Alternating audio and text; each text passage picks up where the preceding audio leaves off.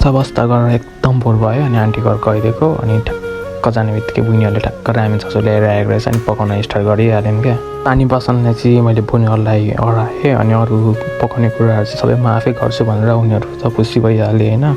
अब काम गर्नु भनेपछि त मलाई एकदम जाँगर लागिहाल्छ, तीमाथि पकाउन खाजा बनाउन भनेपछि मलाई एकदम जाँगर लागिहाल्छ, बरु भात पकाउन मन लाग्दैन। सो सजिलो अरू कुन खाजा चाहिँ एउटा र एकदम छिटो पनि हुने र भोक पनि छिटो मेटिहाल्ने क्या। चाहिँ एकदम ठुलो बनाएको कारणले गर्दाखेरि हामीले पकाएको करेन्ट चाहिँ एकदम छिटो पाकिहाल्यो र त्यसलाई अब एकदम तातो भएको कारणले गर्दाखेरि हामीले चाहिँ सुरुमा धुयौँ र काँटा र चम्ची र बोटका निकालेर आफै आफै प्लेटिङ गऱ्यौँ र आफूलाई जति मरमसलाहरू चाहिन्छ त्यति अनुसार हामीले करेन्टमा हाल्यौँ र त्यस पछाडि त्यसलाई हामीले उयो मिक्स गऱ्यौँ र चाहिँ पिरोतिर खान सक्दैन, त्यसरी मैले थोरै मात्रै खायौँ र एकदम स्पाइसी भएको थियो, मलाई पनि एकदम मिठो लाग्यो। र त्यस पछाडि खाइसकेपछि चाहिँ बहिनीहरूले भाँडा धुएर अर्को बहिनीहरूले चाहिँ सफाहरू गर्यो र म चाहिँ आनन्दले बसिरहेँ।